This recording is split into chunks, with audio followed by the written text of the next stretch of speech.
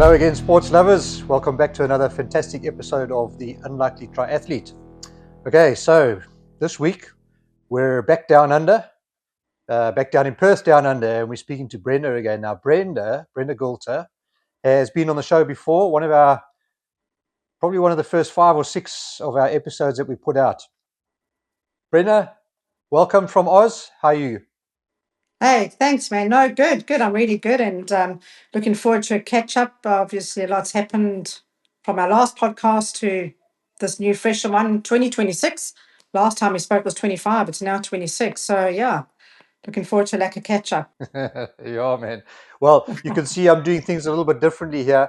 I've decided to try recording from home, so I've made up a bit of a studio, and it seems to be working okay. So you're a bit of a guinea pig on this one as well. But No, it's yeah, nice. always I feel like more it. comfortable at home. Eh? Yeah, it's lekker.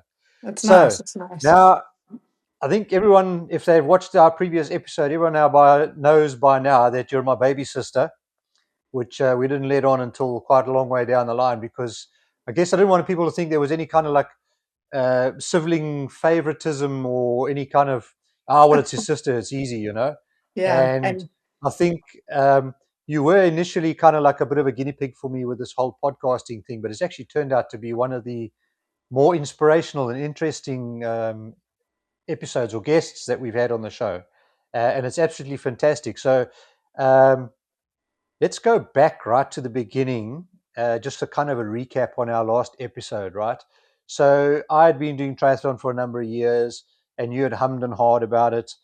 Um, then you came to watch me do a race in Perth, and that's kind of where the journey started. So just kind of summarize from our previous episode, all the kind of before stuff, how you got into the triathlon, mm. and where we went from there. Yeah, absolutely right, Rob. It's funny that you mentioned when you came to Perth, Busso, to do yours. You know how Facebook throws back photos from years ago? The one that came up was literally Busso 6 years ago. And we were all there in supporting that. And that is exactly where it started. And oh, hang on. I can't do this without the actual official Busso hat. This this is where it started. Yeah, This is you remember this hat? Don't know if the viewers, who yeah. watched the first podcast will know that this was my inspo. And yeah, I'll show you a photo later on where I wear this hat. Yeah, it started 6 years ago. I've always wanted to do it, but not to hash over everything that happened before in those 6 years, but there was illness, there was self-doubt, there was injuries, a lot of playing into it. But I persevered and bit the bullet and not last year, the 24 now, I got my bike and I was like, right, this is it. I'm going to tackle this and no excuses. I'd moved to Perth.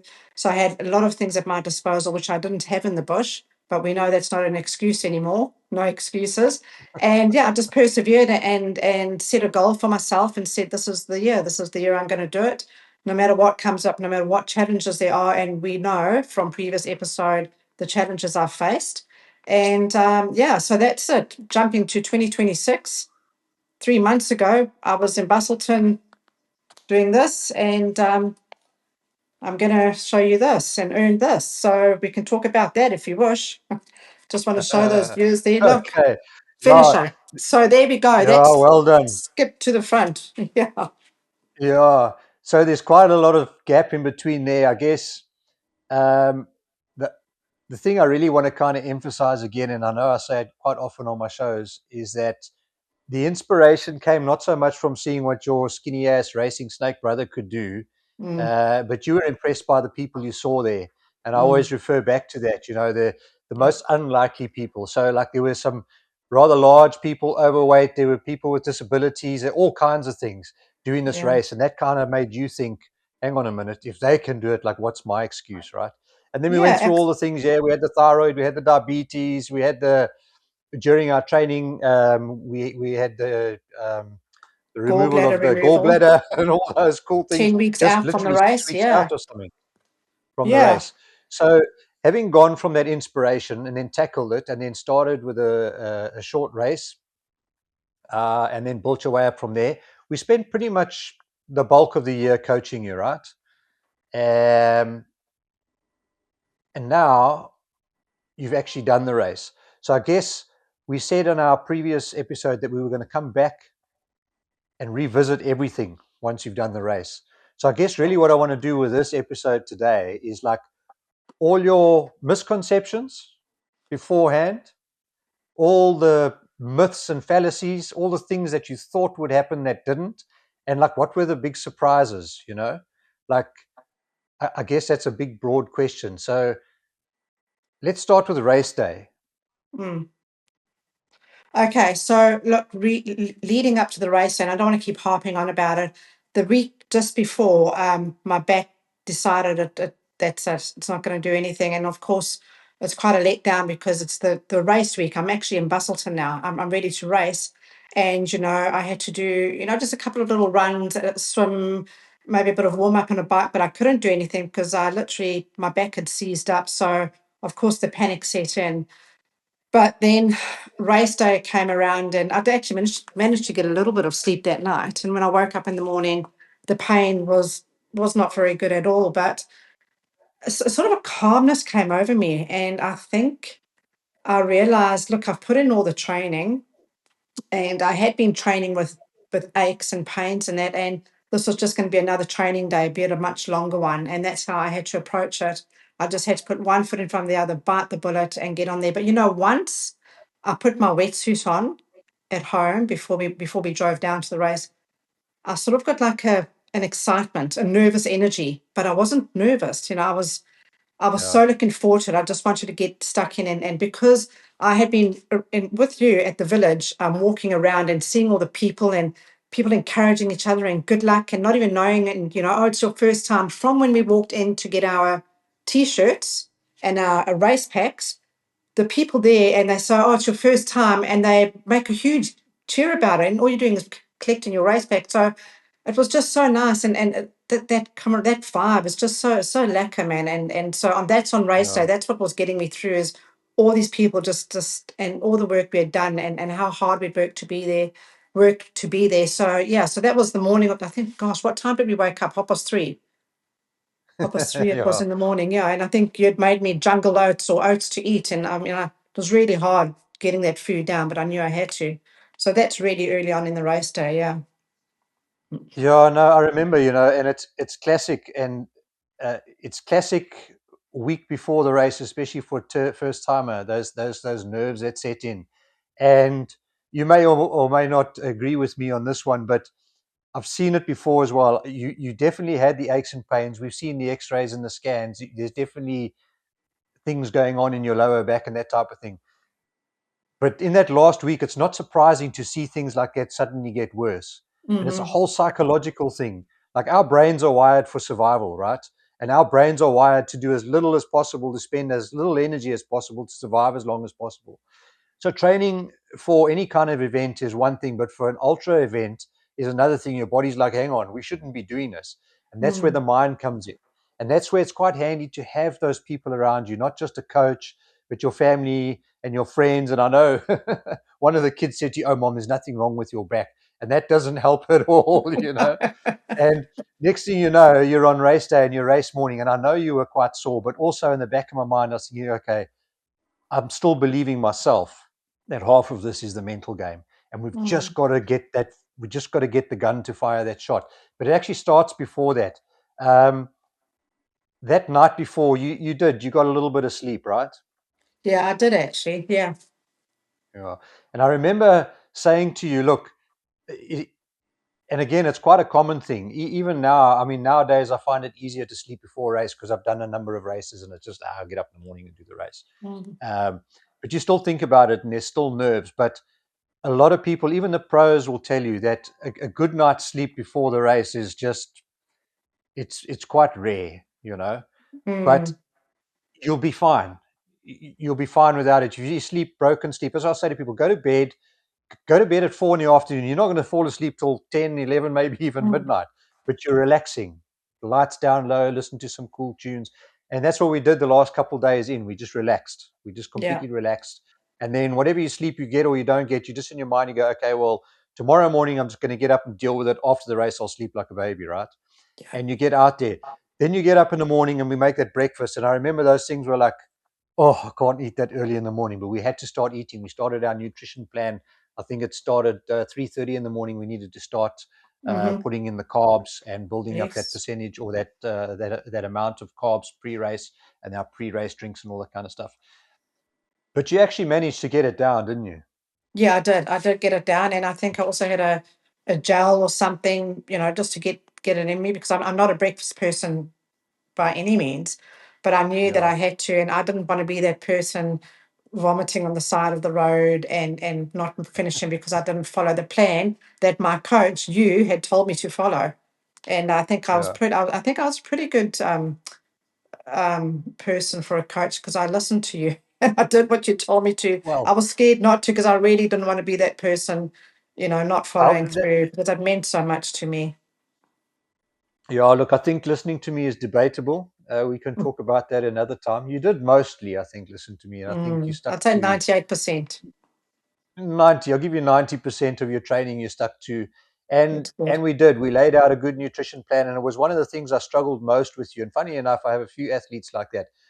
The hardest part is to get people to eat the right things at the right time, not only on race day but in training. And I Mm, know you were starting to go in those last couple of weeks. You were starting to feel a bit flat, and your battery was a bit drained. And we had a look, and I mm, said to you, for this following week, just, and I'm not a calorie counting guy at all, but I felt like mm. you probably weren't getting the recovery and the nutrition that you needed. And remember, we did the exercise, you were like, oh shit, I'm not eating and I'm not drinking enough and I'm not getting Yeah, enough nowhere near creatine and the enough. protein. For Yeah. the amount of Nowhere near energy I enough. was, yeah. We were like 1,000 short on the Oh, yeah, calories. yeah. So we picked up on that in the last week and it helped. It got us towards the end there. So I want to come back to, let's go 24 hours before we jump in the car and drive down to the race, before we get to the race. Mm. What advice, having done it now from basically cold turkey and just having had a year of coaching and trusting the system, trusting the process, the last 24 hours before race, what advice would you give to people like in your situation now, like first timers, like what worked for you, what didn't work for you, what did you listen to that worked that you thought, shit, I don't really trust this, but I'm gonna listen to any of those little nuggets that you could give to any other unlikely triathletes out there? Like, what were your key Well, points? yeah, no, look, I was fortunate because had my coach with me 24/7. So you were there the whole time and it was encouraging to have that. So if I had any doubt or any questions, you were there. I guess for me, I think I took it in my stride. I don't know if I can be so bold to say that, but I felt like quite relaxed. I don't know if it's because you were there and that gave me a sense of comfort as well as having the family and everyone there. And it was just there was no, and also I think the fact that I wasn't staying right close to the event, we were about 20 k's away. So I didn't have to see and get all that nervous. We went the day before, we had a look around. But I think just being away and just being normal. Don't worry about the race and everything. And have your gear ready. I think we got our gear ready quite early on. So we could put it away and be like, okay, now let's just relax. And we went down to the beach and we played on the beach. I mean, we just had fun. So I would just say, just the work's done. There's no, it's not like you're going to write a test and you're going to cram. Those days where you haven't studied and suddenly you're cramming on the bus to go to school. It's not like that because, it's such a long build up. So that 24 hours before, there's nothing you can do that's going to change it. You're ready. And if you're not ready, tough Yeah. shit because the race is the next day and you have to go. So my thing is just try embrace the situation. Don't panic and be like, oh, I haven't got this, I haven't got that, what's that guy got, or how come they've got that? And I mean, just what you've got is what you've got. You've done the best you can and just roll with it, bite the bullet and go do it. And yeah. Yeah, 100%. Look, I think you're right. It does help not only specifically to have a coach, but if I'd just been another guy doing the race with you who's already Mm, raced before, it does help.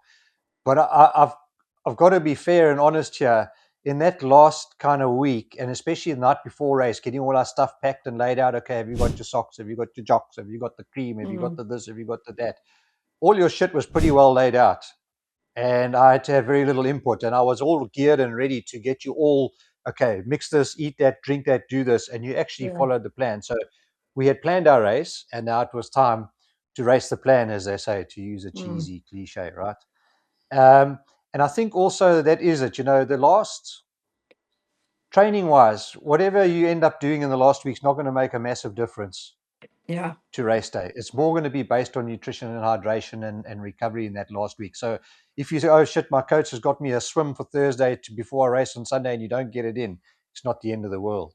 It's not panic, And I think it's something I say a lot: trust the process. Do you feel like you trusted the process, even in sometimes you were in doubt, and it worked for you? Absolutely. 100%. I think it was more earlier on in my training that I had frustration because I felt like I needed to be doing more running. I needed to be more of this, more of that. And I was like, you know, I needed to be on my bike more out on the road. And you kept saying, trust the process. And then, my plans would change. And then I think it sort of hit me after you had left in July, you came out. I think after that, I thought I have to trust the process because it's just me now, and I just have to because I don't. You're the expert. I've got no idea, and if I didn't trust the process, what was I going to do? So I think I trusted the process pretty well, and I went with it, and boy, am I glad that I did because when I hear other people speak or when I saw people at training, because you get to know the people down at the gym and at the swimming pool and you get chatting and you can see obviously training for something. And I've got a coach and they're saying to me, oh, no, I'm just winging it. I'm thinking, there's no ways I can wing it because I just don't know in myself if I've got that confidence to do it. I mean, I would not have, honestly, hand on heart, I would not have been able to accomplish this on my own. Even now, looking ahead, when I do my next one, I will for sure have a coach. I will not do this on my own, even now with one race under my belt, just Yeah. trust the process, man. Absolutely. Yeah, there's huge value in a coach, and as I say, it's always a difficult one because people feel like you're selling your coaching. I'm obviously not doing that much coaching. I'm quite specific with what I do with the coaching now, but Mhm. um, absolute value in a coach, and just worth mentioning, I guess, from my side for our listeners and viewers, is that you were a full paying customer. There were no family deals or family specials or anything like that. So Yeah. the responsibility went both ways. You had accountability to Tim because you'd spent the money on all this stuff, and I got the accountability. It's not, oh, it's my sister, we'll make a plan, but it was a proper working deal, and I think it was money well spent. We gave you entry level price, but that's Mm. you're still your full paying customer. So yeah, man. So let's talk more about race day because that's the cool part. So we got up in the morning and we got some food in us, and then we made out. It's always chaos. Hey, you got to Yeah. get down there, and then you've got your day donkeys, right? Your spouses and your family that are carrying, humping around your bags of all your shit, and you moaning and shouting at them. Get this! Where's my goggles? I can't find it. Where's my drink? And it's a little bit of mayhem getting down there, right? And then the guts start going, gee, should I take a shit now or should I wait till I get there? We managed to plan all the ablutions quite well because you saw the Mhm. queues at the toilets, hey? And that's always the one thing for me. If you get your nutrition right in that last week, the chances of you needing to line up at one of those cubicles and be maybe the 100th person in a row on a nice warm toilet seat, those things are horrendous. I freaking hate No, them. Eh? listen, So I was we so managed to get all impressed of that that I right. did. Yeah, I got off. Honestly, I had no, the only time I felt a bit of like my tummy, I thought I might need the loo was when I was about 15 Ks into my run. I had 6 Ks to go. I thought, oh, my tummy's feeling a bit. So I had my nutrition, but I just got some banana at one of the things. And I was like, I feel better. Honestly, and Yeah. I can really say that. And I was waiting for something. I was fine. And I think it's because I trusted the process. I took the nutrition. I had my little pack with my little Cliff Blocks in and my gels and everything. And I think the only thing where I wasn't great was on the bike where I didn't have enough liquid. And I only know that because when I came back and I emptied out my camelback, there was too much in there. And I didn't tell you at the time, but I said to Tim, I said, don't tell Rob, he'll kill me because I didn't drink No, enough. I didn't drink but enough. we'll get back to your hydration on the bike because Yeah, yeah, we'll get to that stage of it as well because there's some interesting things there. Not only the hydration but everything else. But we had what was I going to say? Nutrition. Yeah. So apart from coach, hey, nutrition is flipping key. It's the fourth. It's the fourth discipline, absolutely 100% the fourth discipline, and I don't think people pay enough attention to it. It's such a massive part of how you make it through the week and then the race day as well. So we're living on a little bit of early morning adrenaline. That's definitely what's kicking in there now. All the hormones are pumping, the excitement, the butterflies, and we get down there and we get dropped off pretty close to the race. We've already checked our bikes and everything the day before, Yeah. and we've just got our little carry bags to take into the transition area and lay out all our stuff. Now, all the racing I've done, this is the first race I've ever done where we haven't had transition bags on a 70.3. And I guess it's because it was on the same day, all at the same time with a full distance race. So we had to lay our stuff out next to our bikes, which was quite a new thing for me. And even as a sort of experienced racer, Mm. um, yeah, I was kind of put out a little bit because I wasn't really sure what to do myself. Well, I kind of knew what to do, but you remember the space was really I tight, was saying wasn't it? there wasn't much space, but actually I was lucky because where my bike was on the other Yeah, side, because I was like one of the last rows, so I could actually extend my stuff beyond my bike because there were no other bikes hooked up there. So I got quite lucky in that regard, yeah, But when I looked around, I was like, hell, yeah. people's stuff was just like, and I It was was like, please tight. don't. It was so tight. And I just thought, how are we going to, when you get back from the swim, and how's everyone going to? But you just do it. You actually just do it. Yeah, Yeah, but yeah, I no, you always were wonder if right, they and could make a and bit more space. yeah, But yeah, you were lucky. Now, one of the things there as well, like, so I remember lots of people were asking the questions, like, and you were like, because you don't want to get it wrong on the first day, because there's all the rules. You don't want to get disqualified and all that kind of thing. We no, must have put my helmet on. Don't touch the bike with that helmet, and all that. You start to panic about that. It wasn't really worth panicking about, was it? Because it's another thing I find with a lot of new athletes is that's all the shit they worry about. And I just mm, say, ask an official. Look, Perth, the second time I've been there, and well, say Perth, Busselton.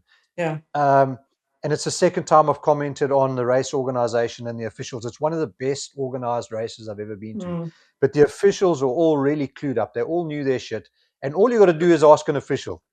And yeah, whatever they say, they're within the rules. And you say, listen, can I put my bike here? Can I put it there? Can I put it this way around that one? Everyone's quite helpful, isn't it? yeah. They were. Especially And when you've got and I someone find, like me who clearly is new to the sport and looking like a deer and caught in the headlights, at that time of the morning, like they're very helpful, and you're yeah, quite right. I never felt intimidated or flustered in that sense. There was always someone there I could help, and not only that, the other people around you very helpful. Like you just ask yeah, someone, hey, and like, yeah, I'll just do this, and I've just done that, and this has worked for me, and it's great. It's just like you're there with your mates, and I didn't feel like any sense of competition and people like not wanting to help you because they don't want you to be better than them or anything. It was just everyone just wants you to do the best. They're all just so happy that you're there and you're participating, and that's the sense I got. Not once did I feel uncomfortable or just weird about anything like that. It was really nice when I'm looking yeah. back to it now. Yeah.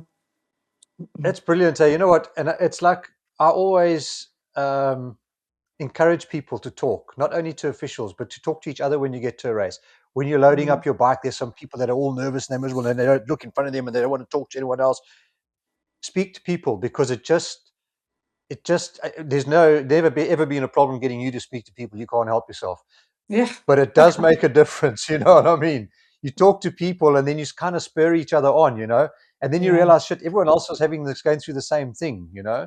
So Mm. we set up our bikes and everything was quite cool. And we did a little walk through the transition, didn't we? I said, okay, you're going to come out the water, you're going to come up here, and then it all starts to make sense. The day before, when you go put your bike in, it just looks like chaos because they're still putting Yes. signs up and they've cordoned off certain areas. You go, oh, how can we go through? Yeah, that's closed off. I say, no, tomorrow that's going to be open. So with the benefit of having someone who's raced before, I could point those things out to you.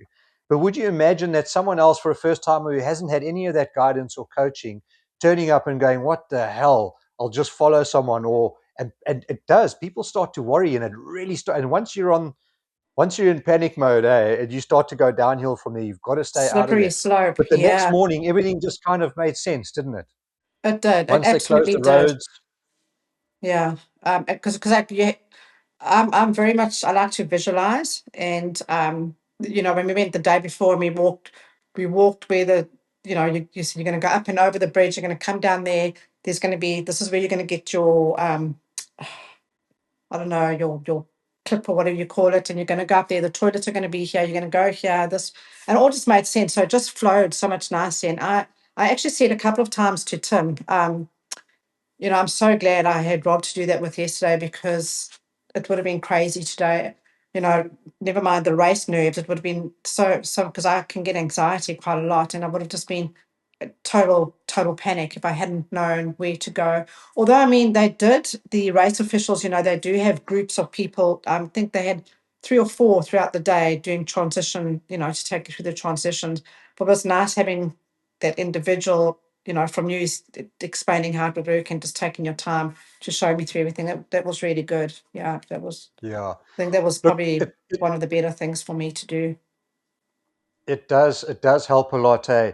And so again, I come back to, and remember this whole thing. I'm just trying to encourage people that are watching who are nervous about it, thinking about it. So that's Yeah. kind of that's kind of where my line of questioning and discussion is going. But again, if you're racing on a budget and you've got the basics of everything and you've done all your training and everything like that, and your budget hasn't allowed for a coach or anything, I always say at the very least, then join a club or Yes. part of a club, just a swimming side or just a running side. But I know here in the UK, it's really cheap. I think I pay £40 a year to belong to the local triathlon club.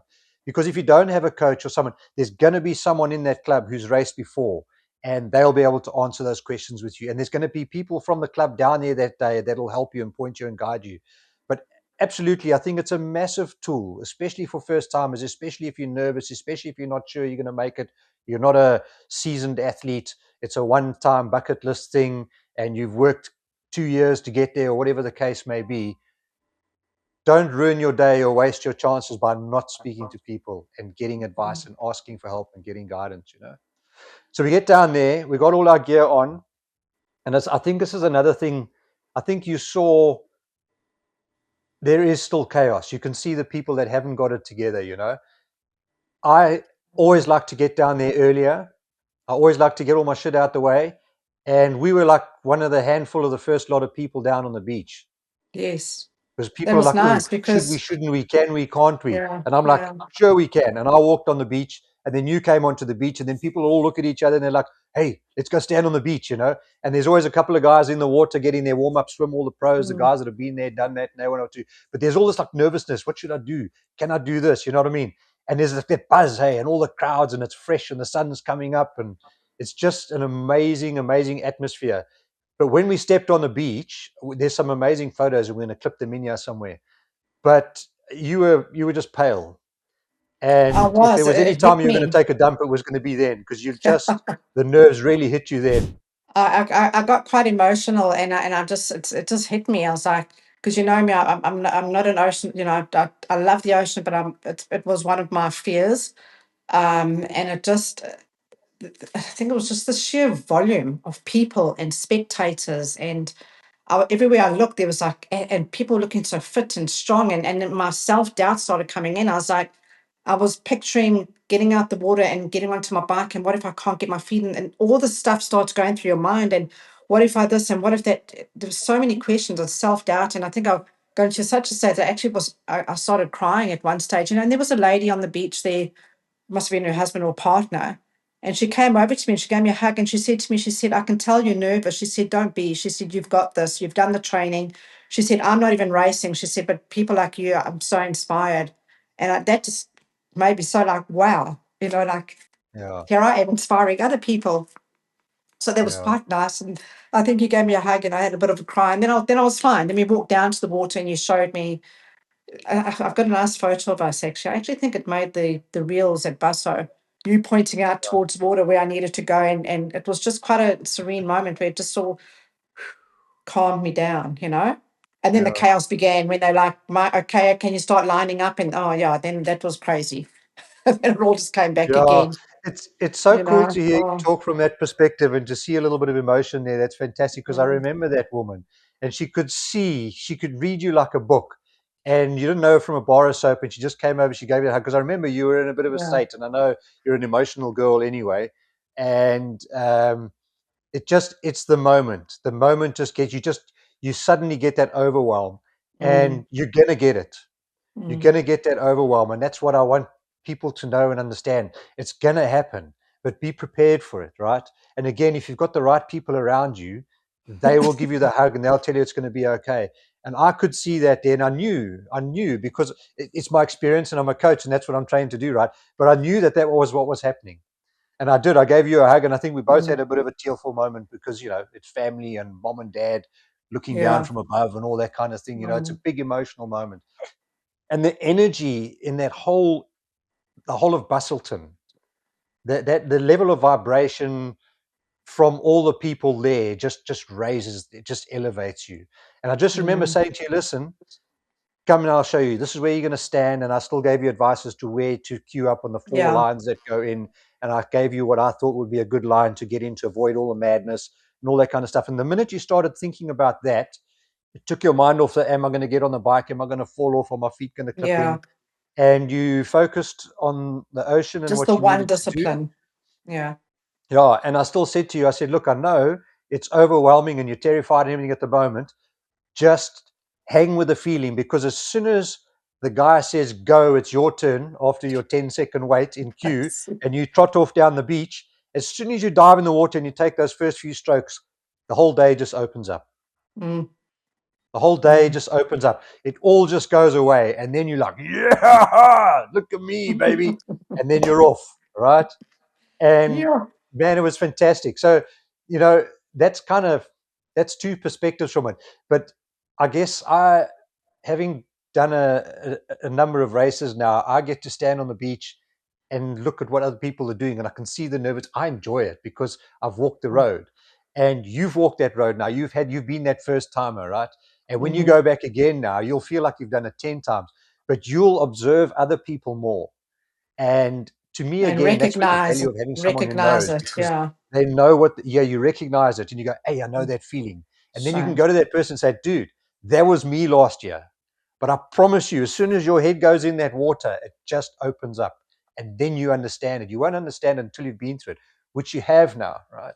Mm. So I remember you saying to me beforehand, we looked at swimming times, right? And the fear of the swimming and all that kind of stuff. And I Mm. still remember you saying, oh, geez, I hope I make it in an hour. I can't remember what the cutoff of the swim time was, An but it was hour quite and a lot. 10 minutes. Yeah. And you were telling me, oh, I don't think I'll get near 45. The whole year we trained 45, 45. You were going to do 45. I said to you, you'll go under 40, Mm. right?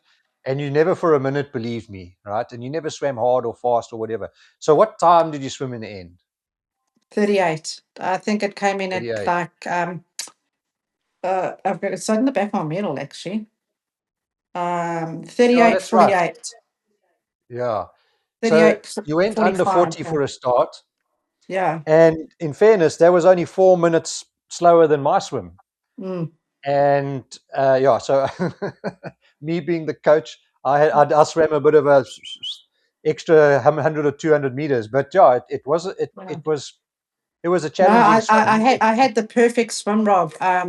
You know, well, when you're standing in those lines and you're getting closer, I wanted to sort of keep going backwards, but I couldn't. There were people behind me, and so I kept getting and then next minute I'm gone. And Tim was on the side. He was right at the water, videoing me, and I ran and I smiled at him, and I put my foot in the water. I went, "Oh my God, it's so warm." And I just, because I think Yeah, my feet were so cold from nerves that the water just felt, when you're cold and you touch warm water. yeah, And then I just got a smile on my face. And then from my excitement, I did a dolphin dive and I thought, shit, I'm going to lose my goggles. But luckily I didn't. And then I went and I had the perfect swim because I was on the outside and I didn't have any interference and no interference at all until on the home stretch. I felt someone coming onto my feet. So I did a little kick and then they came again and I did a hard kick. They never came back. And that was the only interference I had. That was it. I had the perfect swim. And I yeah, think I only swam an extra 20 meters. When I looked at my watch, there was an extra 20 meters. So that wasn't too bad. So yeah, no, and I didn't overdo it. I just relaxed, and just wanted to make sure that when I got to the shore that I could actually walk and I wasn't going to be wobbly and jelly like and I was fine. I had energy and I yeah, felt good. But that was probably the adrenaline as well still carrying me through. But yeah. yeah, I Just had get a in a good nice swim. steady rhythm. But yeah, Mm, anyone that tells you that triathlon is not a contact sport is lying. Yeah, exactly. But I guess for No, people that aren't really in the know or that are still learning, so the swim at Busselton was uh, a a rolling rolling start. start, what Yeah, they call a rolling start, right? So basically, everyone's in a big gang of sheep at the back, and then they narrow it down to 4, sometimes 6 lanes, right? I think I we think we had had 4 lanes on the day. one, two, Yeah, yeah, I think it was one, it two, was yeah, 4 there were lanes. four. And after about, once you get in the water, it was about a 350-meter swim, and then it was a left turn around the buoy, the first buoy under the Yeah, jetty. yeah. So my advice to you was to go into a far right-hand lane And then, and then pick a line on the outside, right outside edge, and aim for the outside right of the marker buoy. That way, everyone is on your inside aiming for the buoy. And if it's too crowded, you just step slightly out, which is yeah. exactly what you went and did. Mm-hmm. Now, I always say to people, yeah, well, the guys that are counting seconds will be, well, that's going to make me swim an extra 10 or 20 or 30 meters, right? Yeah. But you're better off having a nice, steady extra 20 meters than 20 meters less, but fighting away and getting hit and punched and losing your breath and moved and pushed and swallowing water and goggles off your face and all that kind of thing. So I wanted to come back to that because that was good advice. And the extra 10, 20 meters that you swam actually benefited you because you got into a better rhythm and a more smooth swim, and you didn't have all the fluster of fighting with other people. And quite right, if someone comes up on you and they touch you again, like I say, I've got no problem. Just show a little bit of aggression without within reason. But yeah, Yeah. make your space, keep your space, and stand your ground. Water was amazing, and it's again, like, it's interesting that you say you stuck your foot in the water and it was warm, and then you say, oh, I'm going to lose my goggles. That's just heightened awareness. That adrenaline's hit now. It's your Mm, turn. You've crossed. You're running along the beach and you're in the water now, and you just start to notice everything else is just, it's just mm. you, right? So you on your swim, your 38-minute swim, which was really good. How'd you feel when you finally got out the water? So I remember telling you, keep swimming until both your Yeah. hands touch sand on the bottom And before I you try and did. stand up, right? I did. I remember I was swimming and there were people already running. And I remember taking a breath and looking up and this guy looking down at me going, she's still swimming. But I was like, my hands, and I just kept going. And I said, coach said, until you can, so I just kept swimming and I got up and I pulled myself up and out I came. And Now, then I had to go up and we down that. But I practiced that a felt bit, didn't great. we? Huh? We trained for that, didn't we? Yeah, we did. We practiced down at Coogee. We practiced, and it was quite good because at Coogee there were little dips, and I actually went Yeah. running out. So I was aware of that, and so everything was Yeah. just. I was made more aware of that, just not being panicky about it, but just So if it happened, what I'm trying to get at there is, like, in the moment on the day, your training kicks in. yeah, You yeah, start to remember all absolutely, the little things, and you're like, oh, okay. Oh, that's why. Oh, it makes so much sense. Now, really, what I want to emphasize is the people that don't do these things and don't get the advice, that just go out and do a few runs and swims and rides and think they've got their training plan sussed because they mm, can coach or they don't need that sort of thing. Hey, they don't have that experience. So when something comes up like that on race day, you're not prepared and you don't know how to deal with it. Whereas it's better off, like, hey, that comes from memory. Ah, shit, this is why we did this. Ah, that's why we mm, train like that. mm. So it really helps. So now you get up on your legs. How'd the legs feel when you came out the water? Fine, absolutely fine. Because I was worried that because previous training when I've been doing my ocean swims, I'd mentioned to you that I was feeling nauseous. In fact, Yeah. I don't know if you were there the one. No, it was Tim when I came and I actually vomited after an ocean swim, and then I was worried. I was like, "Shit, is this going to happen every time?" So luckily, was able to get more ocean swims in, and I didn't. But so there was that fear I was going to be sick, and and one stage I did get out, and I felt quite dizzy, and I said, "Geez, what's going to happen?" I just can't do ocean swimming. But none of that happened. My legs were strong. No. I was smiling. I didn't feel sick. I felt like geez, I can go and do a victory lap and come back and do it again. Yeah, I actually felt really strong, but I suppose I think once I I tell you was, that. yeah, Sorry, it all comes down to training. It's just all mm, about it. And I actually want to make another point quickly here. I spoke to Jake Bird, one of a recent guest, I think a couple of episodes ago.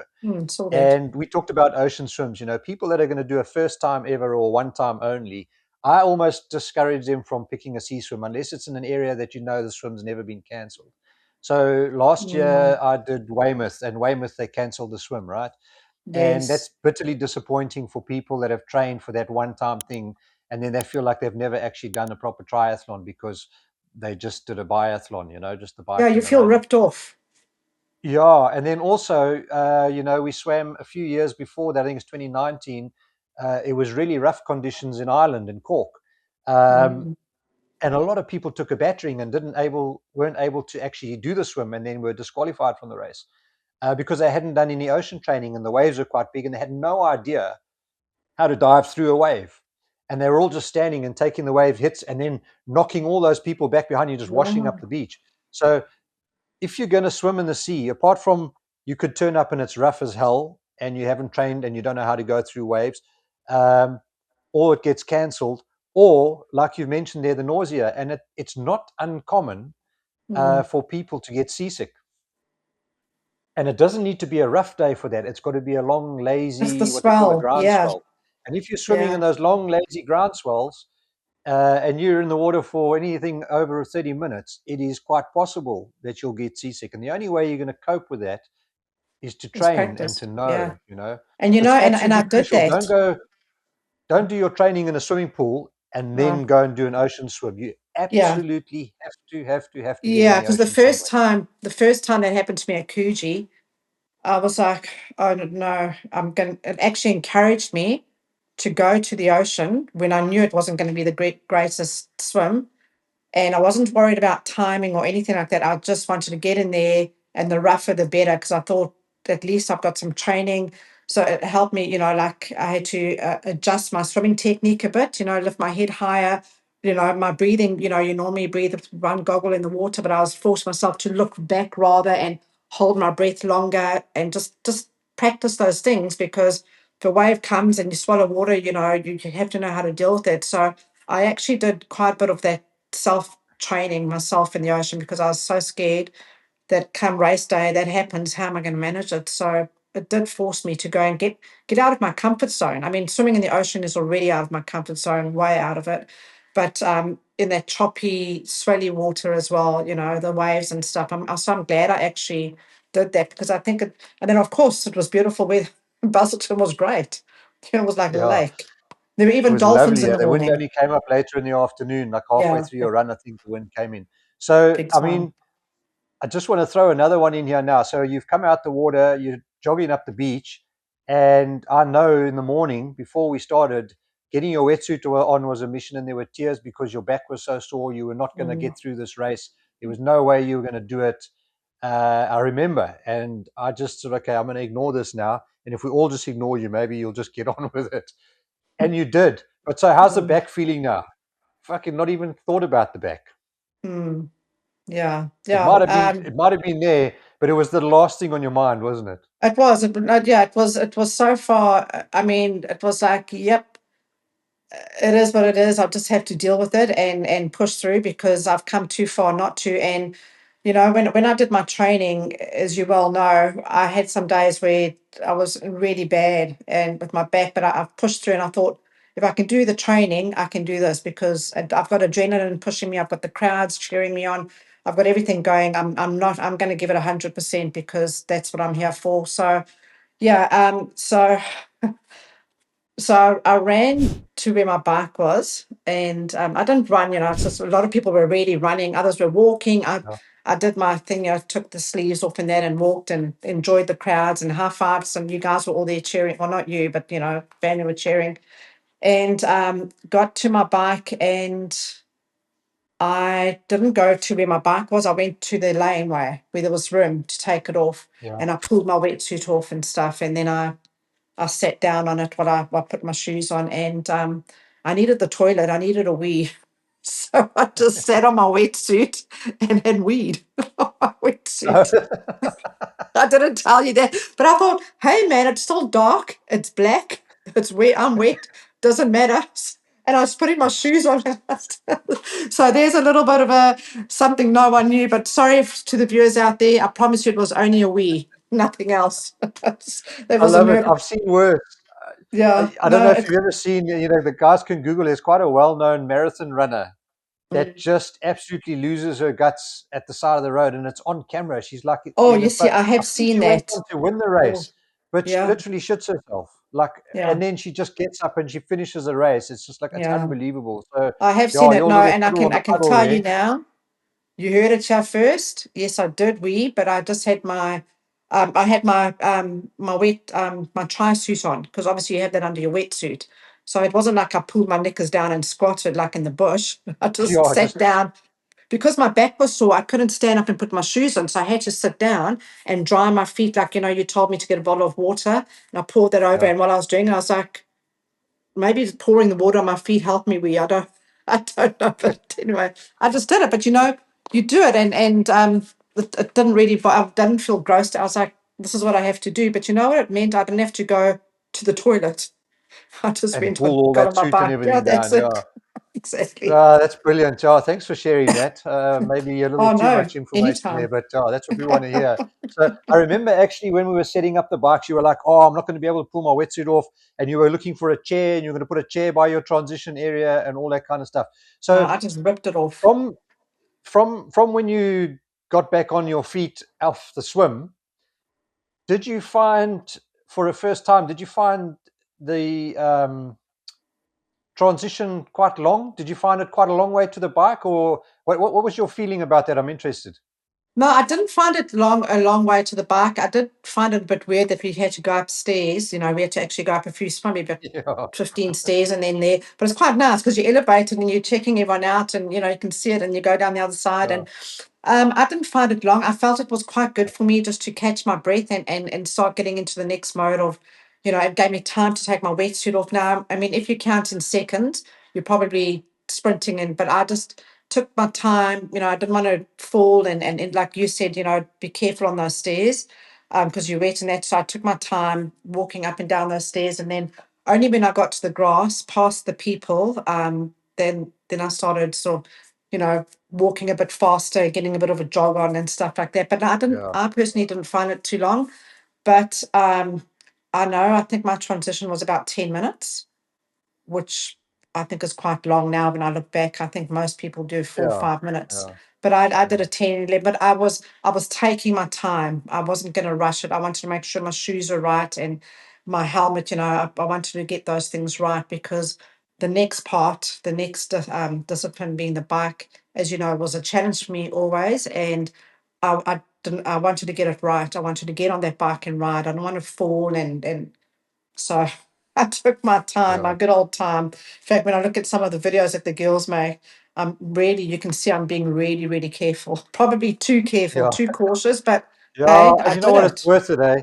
It's worth it because Yeah. I say the last thing you want to do is roll an ankle running to your bike, or that Yeah. type of thing. So you finally found your way out of transition area. I hmm think it was a bit tricky getting on your bike.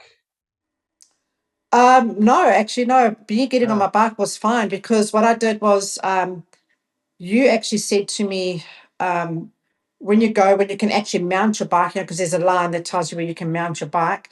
Um, if you need to, if there's a lot of people around, just walk further on. So I did. I walked about 10 meters and I went to the side and I tipped on the foot, my left foot. And then I looked behind me, waited for a gap, hopped on and went. And that was it. So there was no panic because I tend to sort of panic and then trying to put my foot in the, my cleat on the pedal. And so I just waited and I looked behind me. And when it was time to go, I went. And then before I knew it, I was gone. And I actually got a smile on my face. I'm like, shit, I did that. I'm actually riding. Okay, I've got 90 Ks to go, but I'm doing it and I didn't fall off. And because I had a pack on, I had the camel pack for my liquids and stuff. So that was all good and everything was working well. And I just felt good and I smiled and I took the time to enjoy it. I was actually speaking to people, go get it, girl, woohoo, go. And I was on such a high. And then I think slowly but surely that energy sort of I was like, okay, hang on now, girl. You've got 90 Ks to go. Just save some of that energy. And I enjoyed it. And but then you get into it because now you've got that 90 Ks to go. And yeah. then Then you realize, okay, I've got a bit of a road ahead now, and I yeah, just got to. I don't need to greet everyone and cheer everyone on when they come past. I'm doing my own race now. Yeah. Yes. But by now, the swim's out of the way, and you're like, okay, that's the first bit done. And I'm on the bike. Okay, I'm up and running. I haven't fallen off. I'm on Mhm. my way. But by now, there's no more race nerves. Yeah, no, the nerves are gone. I'm good. I mean, you know me on the bike. I'm not as confident as I wanted to be going into the race because I got rid of the aero bars. I never went with. I tried twice with them and I just gave up on them. Next race I'll have them. But anyway, so my fear going into this, and maybe for first timers might feel the same way when they get to do a race, was I expected a whole lot of people around you, like just bikes flying past and people overtaking. That's what I was expecting. But most of the time I was by myself. Or there's a couple of people in front of me, a couple overtaking me. I overtook a couple, then they'd overtake me. It was calm. It was a lot calmer Yeah, and nicer than I thought it would be. I was expecting mayhem, but there wasn't, and that really settled me straight away. I thought I've got this. I can do this. I don't know why I was yeah. so worried. You know what it can be, hey? Some races it can be quite busy, but even then, it's usually for the first kilometer Yeah, or yeah. three, and everybody gets out, and then you space out. And if you're not trying to pass people, just get into a steady rhythm, get your legs spinning again. Then it opens up. And I always find for me, so obviously I race a bit quicker, and I'm normally up at the front end, so there's a lot of people behind me Mm. that come past me because I'm not that great on the bike. But I'd rather that than me trying to pass people all the time. But I Yeah. find like in a 70.3, right up to 30 or 40 Ks for me, it gets quite busy. And then it's quiet. Mm. Everyone's sorted themselves out. And the last 40 for me is always great. When you come in to finish, again, that last kilometer, it all kind of bunches up again. Well, it But yeah, wasn't like that with me because I'm a lot slower. Obviously, all the fast guys and that have all gone. You remember? And although my swim, I think in my age group, I got out the water fourth or fifth in my swim. So that wasn't so I wasn't too, but then with the bike, people just I could tell they were just flying past me. But I was happy. I had my cadence, I had my speed, I knew what I was doing, I knew what I had to do, I knew what coach had told me to do.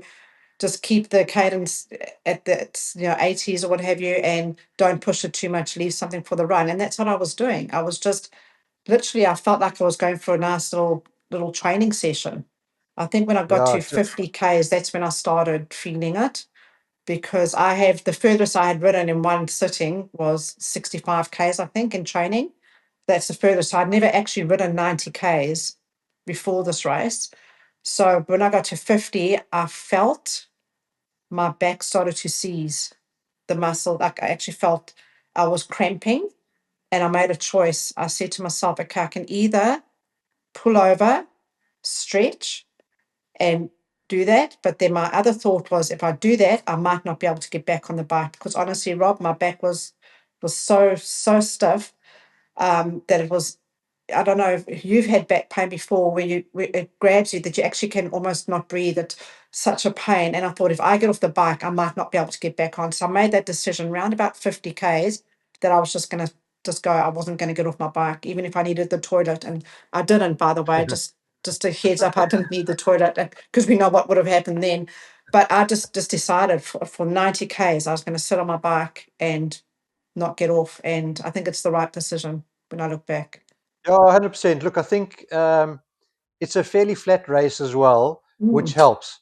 And as I say, you're always better off was. slowing right down. Just put it in an easier gear and just ease up. Just keep the cadence the same, but you've reduced the wattage. So you're having Yeah. a bit of a rest, you're having a bit of a break, and then when you're feeling stronger again, you slowly build it up again, Yeah, I and did you go that. I from was there. able to get up and stretch, and just move around a bit and change my arm hand positions, because I didn't feel, which I was surprised, I didn't get like tingling in my arms or, pins and needles like I would normally do. So that was quite, maybe it's because I was so focused on my back, but I did manage to sort of sit up in the saddle and stretch and do a bit of that. But I was not getting off that bike no matter what. I was just because I had all the nutrition I needed. I didn't have to go to um, the stations, the aid stations. I didn't. I just went straight through them because I was not getting off my bike because I just didn't want to have to get back on again.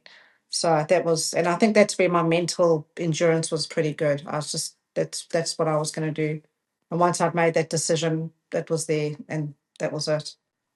Yeah. Brilliant. Okay, so one of the other things we talked about on the bike as well was you kind of sheepishly said, "Oh, don't tell Rob, but I didn't finish my hydration." But I remember one of the things I struggled with you the most was how how you were going to take on your nutrition and your hydration on the bike, because you had issues with eating and drinking while riding. You were scared you were going to fall off. You didn't feel safe enough. And we actually, before the race, we had said, okay, right, this is how your nutrition's going to go. And you said, I'm going to stop and get off the bike every time. I said, okay, do that. And I worked it out. I said to you, it's going to cost you 20 minutes overall. Just bear that in mind, but that's what we're going to do, right? Mm. But in fact, you did the entire race and you ate and drank on the bike without stopping, yeah? That's right. So how did that happen? From tears in the morning to, oh God, to check me, I can do anything. Because Well, this what is the we, thing people struggle with.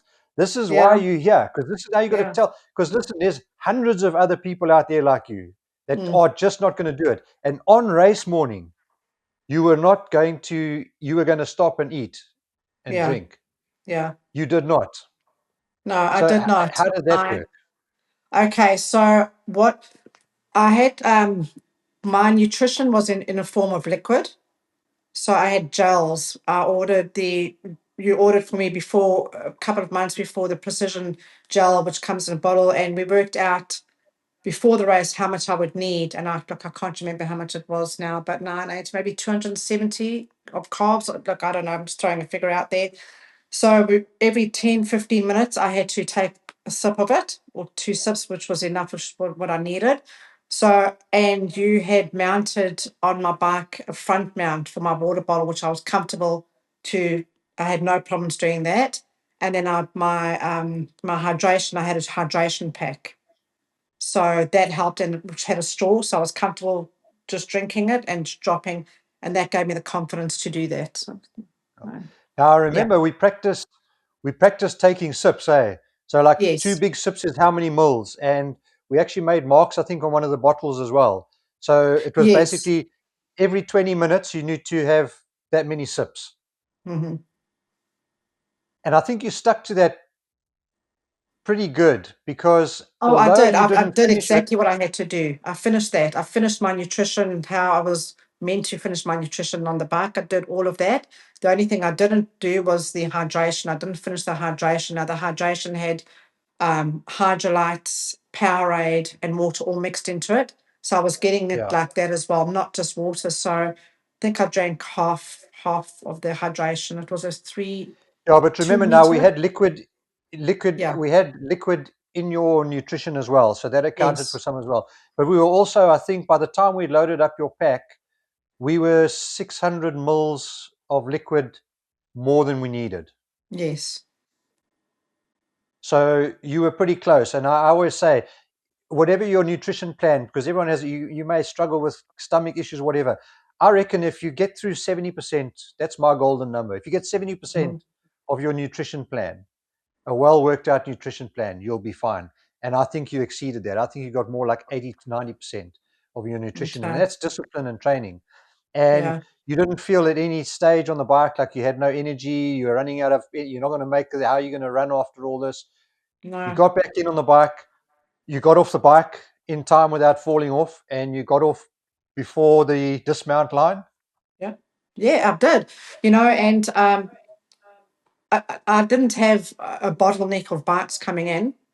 Um, there was a steady number of bikes coming in with me, but I slowed right down the whole way. I was like, get your cleats off, get your cleats off. And in fact, family was shouting, don't forget your cleats. And I unhooked it. And my fear was my legs are going to be like jelly. And probably 5Ks out, when I had about 5Ks to go, I thought I mustn't push it. Now's not the time to show what you've got, because I need to save my legs. I don't want to feel like jelly when I got off. And once again, I just got off and I was fine. I didn't have jelly or anything like that. Legs. I got off the bike, and I think I actually got me so emotional. I couldn't believe it. I was like, I've just ridden 90 kilometers in an ultra race after ocean swim, and I've never done that. And then I was like, okay, now I've got to run 21 Ks.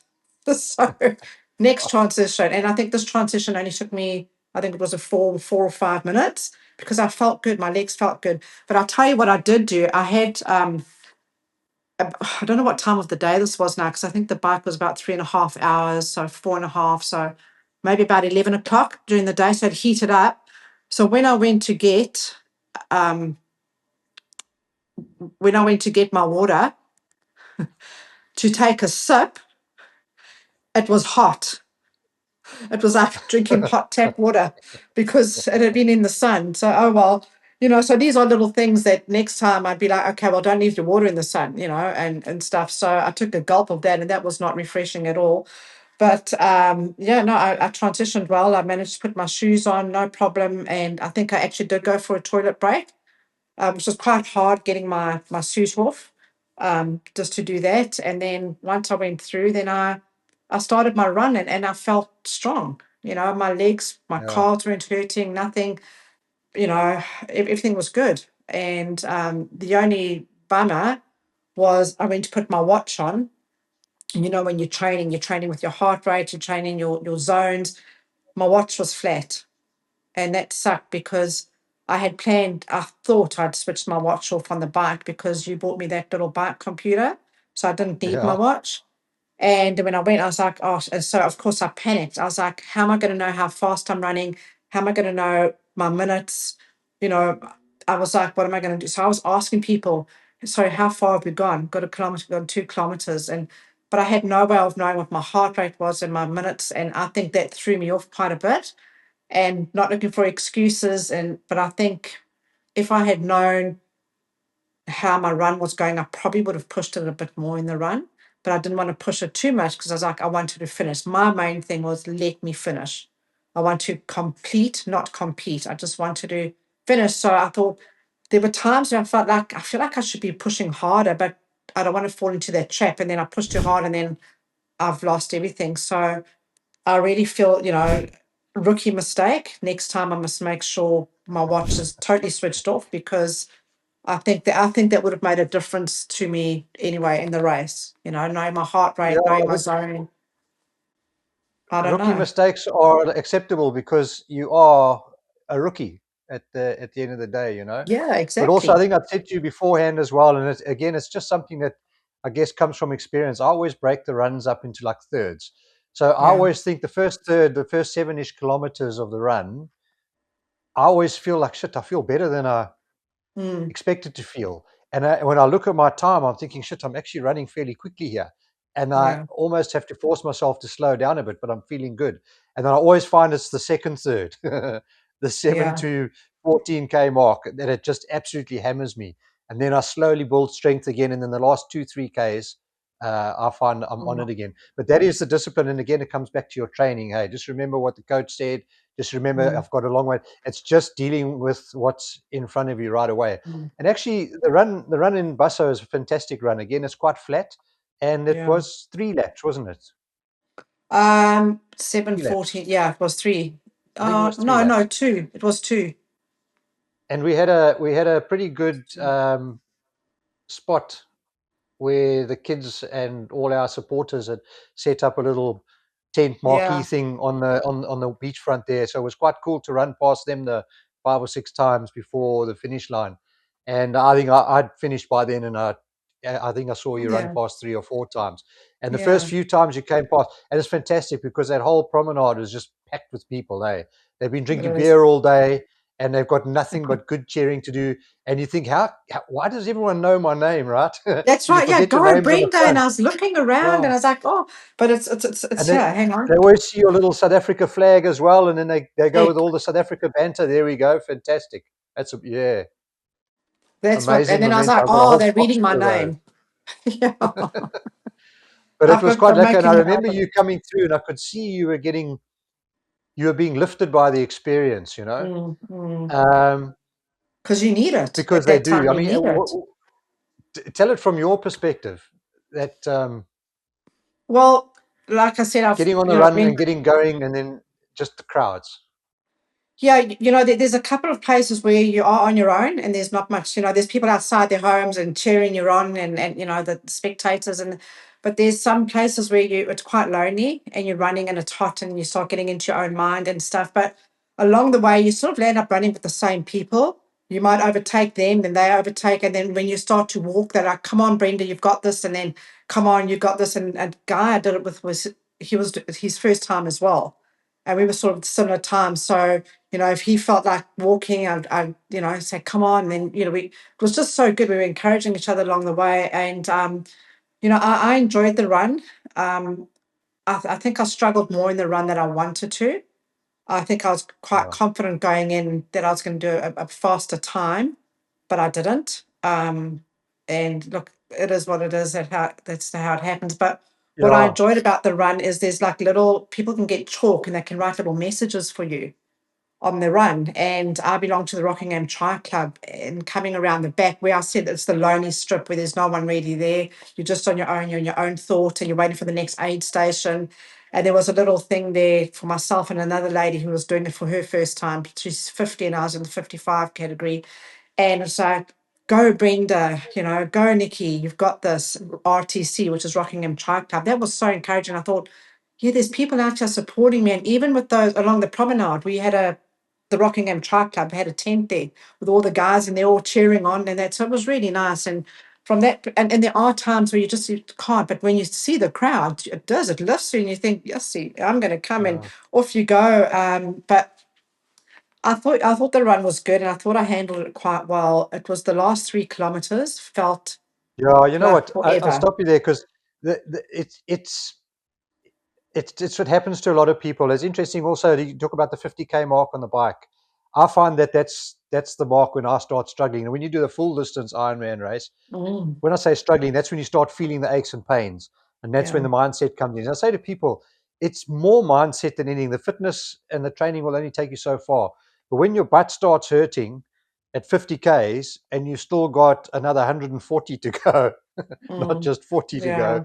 it's a huge difference. But that's when your mindset comes in and you go, okay. And I think that's the realization once you get onto the run, you think, shit, I've actually gone quite far today. I've swum almost 2Ks. I've run through the transition. I've just done 90Ks on the bike. And now I'm going to run a half marathon. And then it Mm, dawns upon you, actually, this shit's quite hard. You know, yeah. now it's mindset. And I think a lot of people also feel disappointed. I struggled all these years. It's still my downfall. I'm getting better at the run, but it's Mm, having enough left in the run as opposed to you can't run. You know what I mean? And I thought you managed your run really, really, really well. And it was classic because you looked pretty good each time. And I think you do what I do and everyone else does. When you hit the lonely stretches, that's where you look around, no one's checking, and you walk for a bit. That's why I take my walk and have my drinks. And then you come back as a shit. This is a really long stretch with crowds. It's like almost 2Ks, non-stop Mm. people. I can't walk here. And then I punish myself through all the crowds until they're well behind me before I take another walk again. And you go And it's behind just, a tree and you're like, phew, you yeah, just take a breather. it's not just a pride thing, but it does. It drives you. It gets you It going, eh? does. Absolutely. It's Yeah. really cool. But I know that because there was a bit of banter and everyone cheering you on every time you came past. That last time you came past, you were shot and you had 3Ks because you had to go up, turn around, and come back past us once more. It was never And ending. I couldn't believe it. I couldn't believe how much further I had to go. Yet we do 3, 5, 7, 10K training sessions, and you're like, oh, I'm finished that. But that last 3Ks, I had to really dig deep. I had to go to a deep place there, man. I mean, I knew I was you always were going to very finish rude to it. us because we were all like, yeah, yeah. And we got this sort of like, fuck you look, We're like, okay, she's I think struggling, I but was she'll just come so in. mentally focused. I was just focused on what I had to do. I was still looking, eating my gels and just getting through and just doing whatever I could. I said I didn't want to walk, but I Yeah, ended no, up man, listen, walking. Oh, you coped really well. So, like, what do you think? What do you think got you? I don't want to say the last 3Ks, but it wasn't the last 3Ks. It was the last maybe 2.8 Ks or 2.5 because that last 3, 4, 500 meters, all of a sudden, did you feel like yeah, you had everything you needed? yes, yeah, absolutely. You feel, It was like you, you know, you felt you, you could you can probably have done actually hear another the 10 other Ks. people ringing, pardon? It feels like you could actually do another 10 Ks. Yeah, like you want to do a victory lap. But the thing is, you can actually, because that last lap, you can hear the people ringing the bell. you can hear the guy saying you're an Ironman, to the other people and stuff, and it just encourages you. And then people say to you, "Come on, you're almost there, Brenda. This is it. One more turn, and you're finished." And it's going to be amazing when you get to the end, and all this sort of stuff. And that does it encourages you. And even the other people that you can see are struggling, and you can see they're hurting like you just that encourages you that, and you think, come on, man, let's go. And you go past people and you tap them on the shoulder and you say, come on, we've got this. We're almost there. Shame, I remember saying it to one person, we're almost there, and they're like, no, I've got another lap. I said, oh, but you're halfway there then. I said, oh, I felt quite bad. I Shit. was like, God, I'm glad I'm not you. I'm not going Isn't it again. soul destroying, when you're doing those laps and you've done one and guys are flying past you in their last lap and they turn in to the Yeah, finish line and you're like, shit, I've got another lap to go. But when it's you turning in, you yeah. feel for those poor bastards and you're like, "Fuck, well, you know, Listen, I or tell you're you, finishing your it's run a and great, people are just getting off the bike. It's, yes. but that in itself, you're like, okay, I'm ahead of that lot. So I've done okay. You When just I don't was doubt running, yourself. that lonely place, sort of you come out the run and you go down and you actually can see the bikes. I saw people on their bikes. I was like, oh, you suckers. I said, I'm running. You've still got to ride. You've got another 90 The Ks to competitive go. savage comes out. Yeah, So, man, I tell you exactly. what, I tell you, Oh, I get goosebumps thinking about it yeah. now. I was so glad that I was one able to finish ahead of you, but with enough time Oh, to be not able to come easy. and see you through the finish line. Yeah. And when you came around that corner and you rang that bell, man, everyone just Us- erupted. Our whole family. You ran down there with the South Africa flag draped over your shoulders. How did that feel, man? Man, it felt unbelievable. It felt like magic. Like it didn't even feel like I'd just done what I'd done because it was just so like it was over. Like I You sort of said floated down the to red carpet. Yeah. No, I said it feels like, when you on your wedding day, you're present but you're not. It's happening to someone else. It's not actually happening to you, and Yeah. then I crossed and I think for me, I had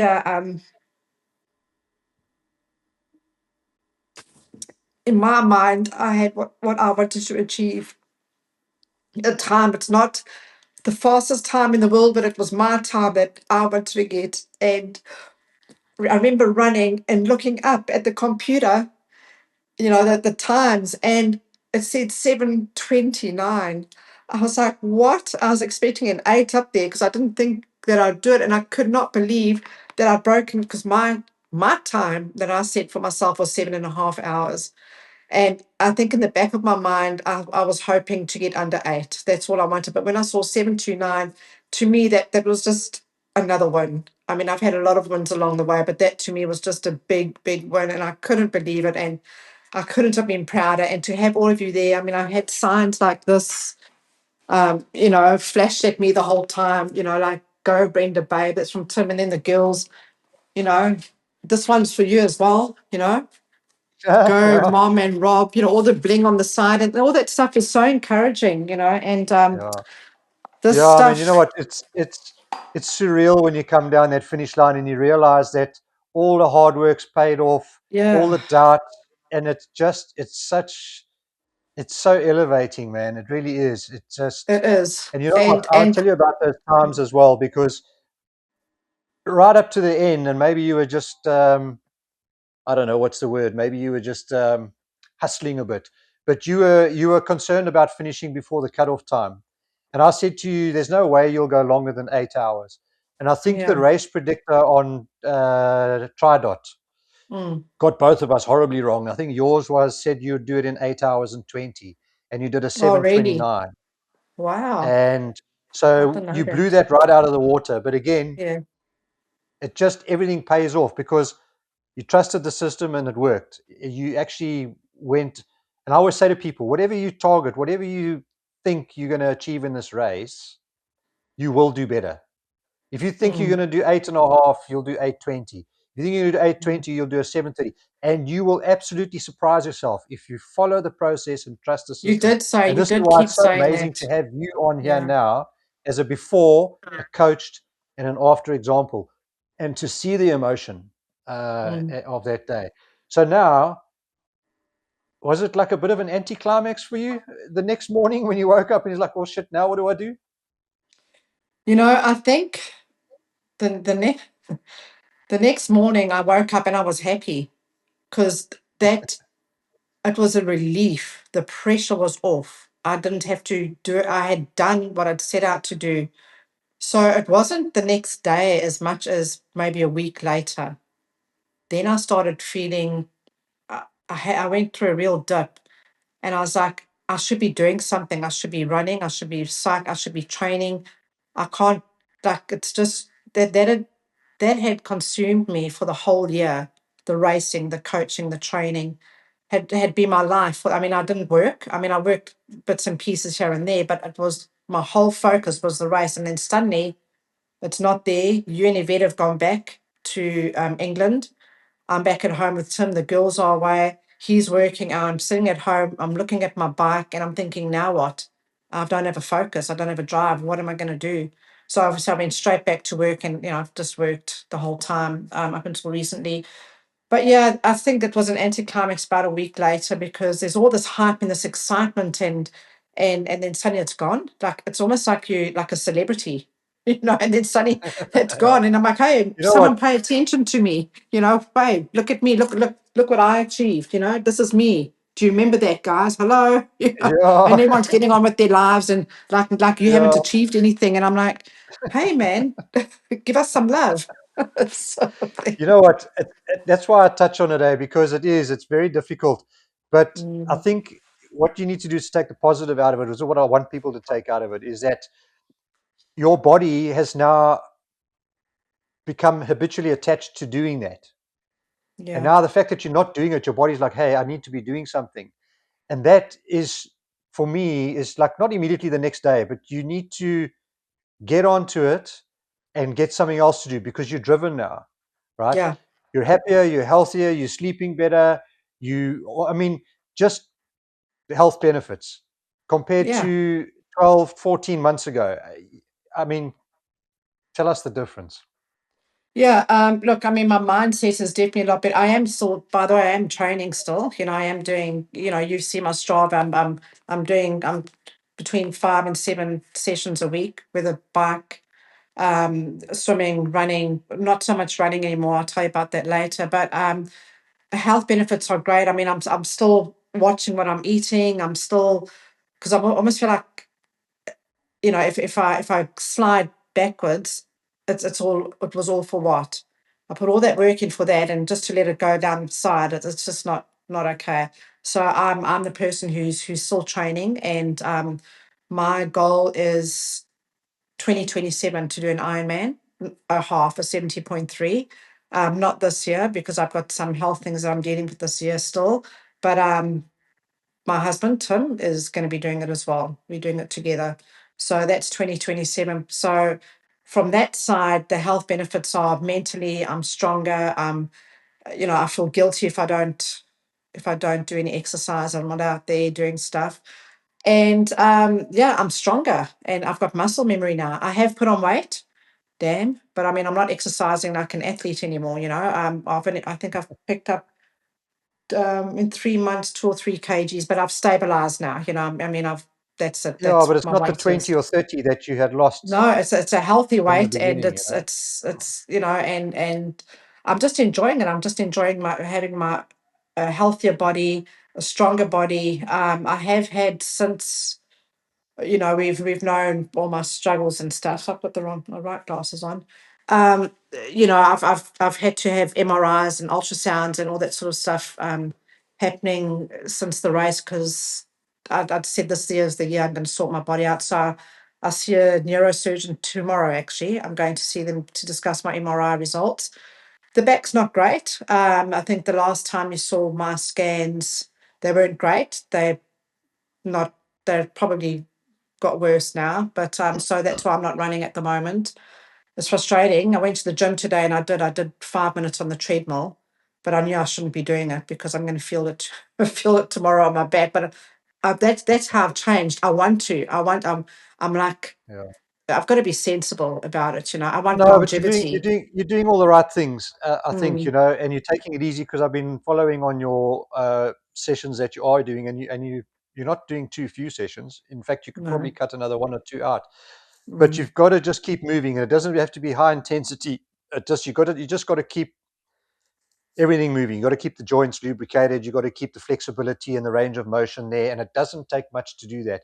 And you'll get because your foundation is solid, Yeah, and you don't want to lose that foundation, and that's all you want to keep. that's So yeah, exactly man, I right. think there's lots of good content there, and we're going to put lots of cool pictures and videos, clips in from our experience down in Perth. Um, Brenda, I just want to say, man, I'm so deeply proud of you, man. It's just phenomenal what you've achieved, and I know you said it a number of times, but you only truly, honestly realize what it's all about once you've achieved it, and that's what I'm trying to get across to people Mm, with these podcasts is that you will never truly understand the feeling until you've actually done it yourself. But until you get to that point where you start and go through it yourself, I want to do my best to give you an idea of what that is. And I think you've done a great job of that today. We've hmm. seen some good emotion. We've seen the results. We've seen the befores and afters. And not only as your brother, but as your coach, I'm so super proud of you, man. Thanks, man. And that you've dragged Tim's ass into it. And we'll keep an eye on that because I think that's another good one to follow when you two guys start training for your Ironman in 2 years' time.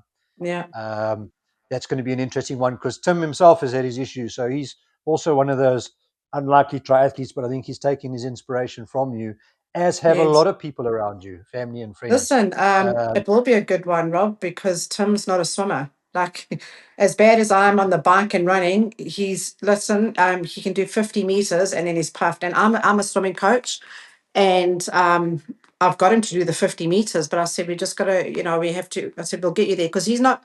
He hasn't. He's. I mean, you've seen him. He's built to be a runner.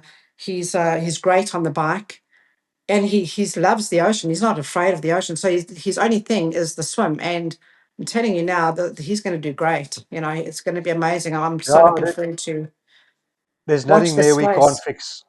There's No, nothing there we can't exactly. fix. We'll make a swimmer out of him. So I'm going to put you on the spot with one final pearl of wisdom.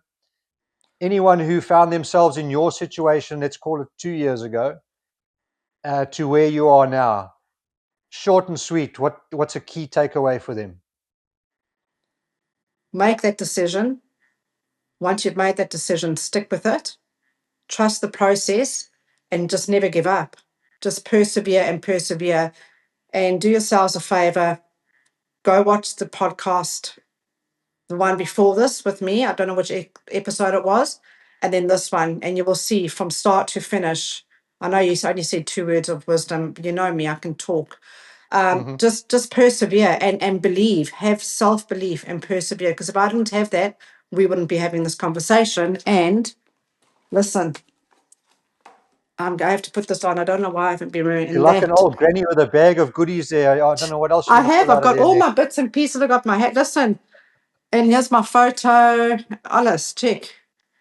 Oh, no, well done, girl. I'm I'm super, super super proud proud of of you. myself, and everyone, like all my friends, they're like, "Wow, Brent, can't believe you did that. It's amazing." I'm like, "Yeah, but you can do it too." Like honestly, and it's so cliche. If I can do it, anyone can. But honestly, the journey we've been on. It is absolutely can be done. 150. I'm looking forward to the next one. And then I think Hey, about the cool, man. mornings, Listen, the early guys, mornings. I'm gonna make sure that your Facebook link at very least and Instagram are in the show notes down below. And I would almost encourage anyone who feels in a similar situation to you to go and have a look at your socials and get in touch with you and say, hey, because you're like me, you want to Absolutely. help people get out there. So Oh, once again, Brens, well done. Thanks again for joining us on the show here today. It's been awesome and very inspirational having you here. And I'd just like to say to all the viewers, just remember to do all that cool stuff, like, subscribe. Subscribe is the one that really helps us on this channel. And let's spread the love, man. Let's get the message out there, and let's get more people doing incredible things and crossing those finishing lines. Lots of love to you, girl. Take care, thanks. and we'll Thanks, chat bud. to you again Love soon. you lots. Never We'll stop catch moving, up man. soon. Bye.